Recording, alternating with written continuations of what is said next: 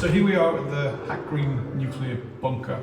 It's quite interesting to see that there are posters and there's a medical room upstairs where people of my profession would have been here to help after, I guess we probably would have been quite prized in the events of a nuclear war as we are in sort of any natural emergency, which brings me on to my first book, After the Applause. And I'm just going to read from the self-titled poem, After the Applause. Back from the war, the non-war, but I'm still a veteran. You look down to the floor. I served my country, my sacrifice was given, which you didn't acknowledge, and you're not forgiven. The world looks strange through the same eyes. So many finals, so many silent goodbyes. There's no more rainbows amongst the blue skies. There's no more shown gratitude, since everyone has reached their prize. But everything changed for me in such a short time, but not to be seen is the largest of crimes.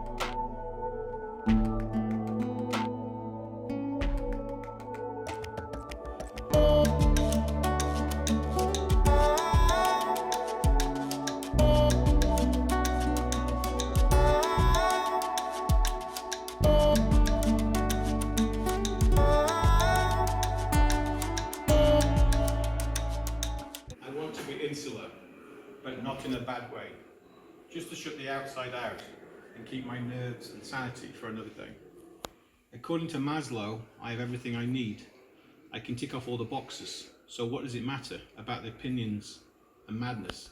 In sanctuary, I believe. Why do I need to know what's beyond the bunker? Should it really matter to me? Turn off the TV, shred the newspapers, shut down all social media feeds.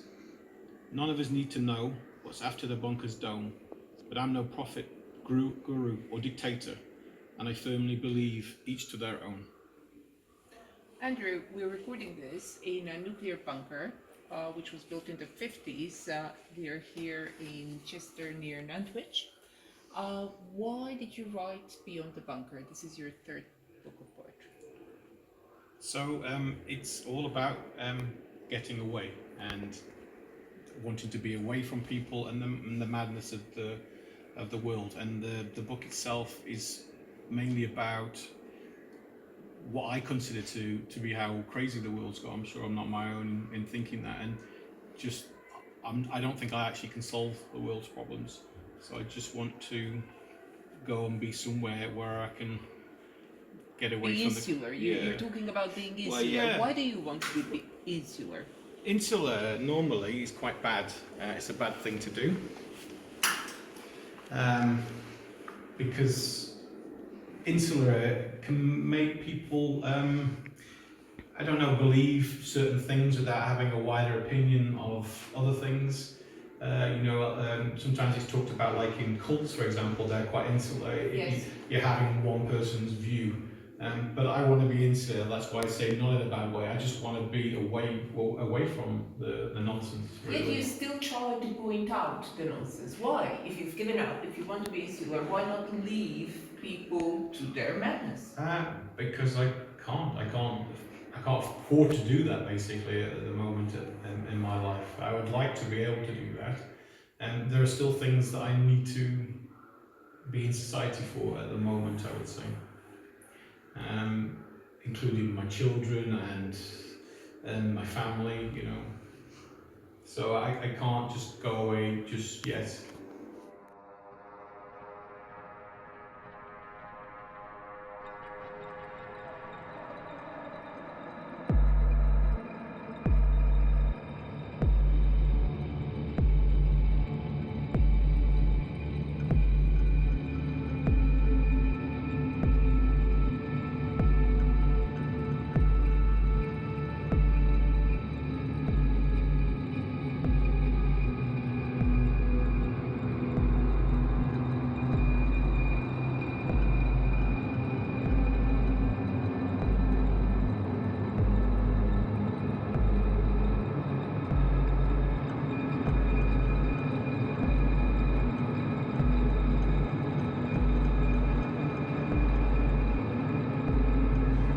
So here we are at the Hack Green nuclear bunker, which is near Nantwich, which is in Shropshire, not too far away from Chester.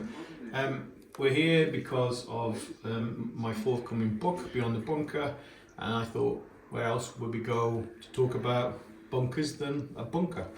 And this is the only bunker I think that's certainly nearby that we could visit. There are different kinds of bunkers.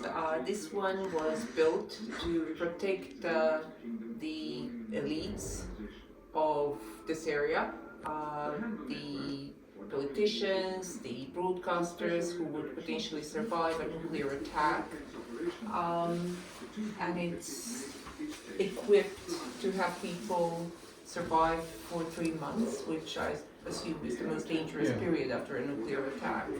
Your book, on the other hand, is about a different kind of bunker and different kind of insulation.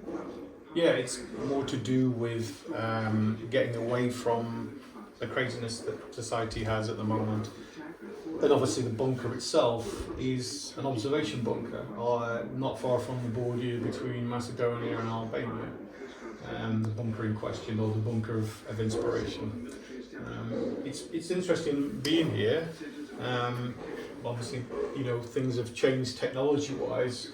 This is all analog here. So it's like a time capsule. Yeah, if you look at the phones, for example, and in the background over here, there's a video showing some British Telecom things. I mean, even British Telecom has changed since then. So we're just going to walk through here and just show you some of the other parts to this place.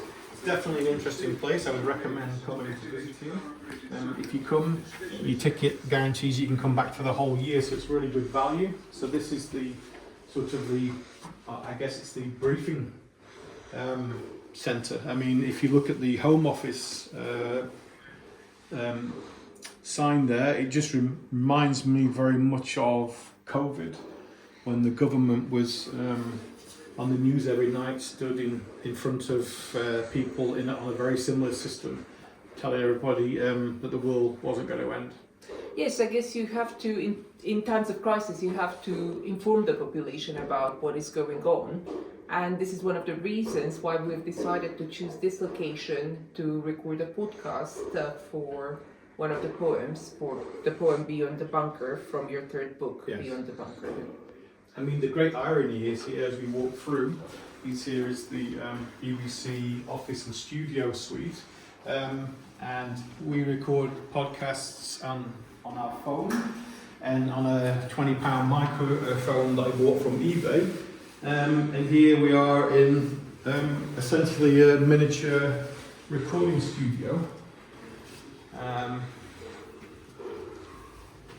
where I guess you also are very familiar. This is a very familiar setting for you, being a former journalist in the World Service. You recognise bits of this equipment? Absolutely. I was trained in the mid-90s to cut tape on a similar machine. Also the mixing board at the entrance, the red light. I used to dream about the red light when I was on air going off.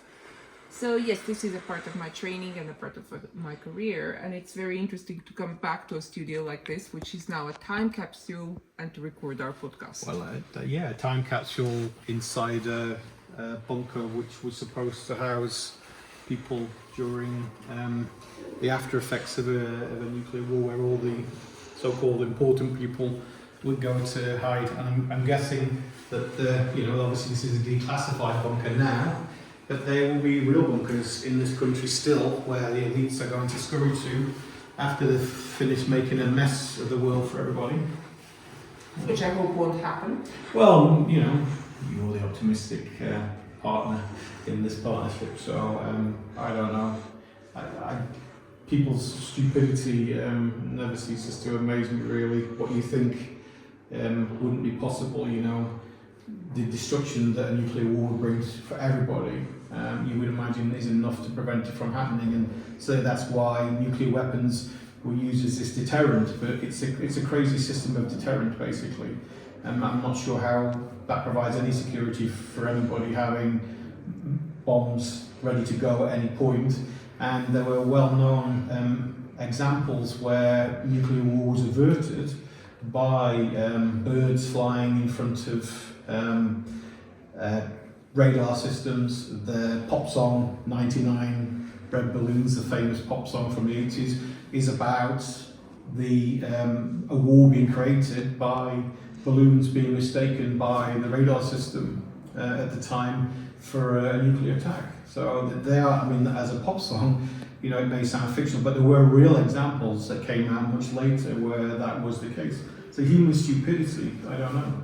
We trust these people that we elect and sometimes don't elect, certainly the military officials we don't elect, to protect us, but also to have their fingers on these buttons and not to use them.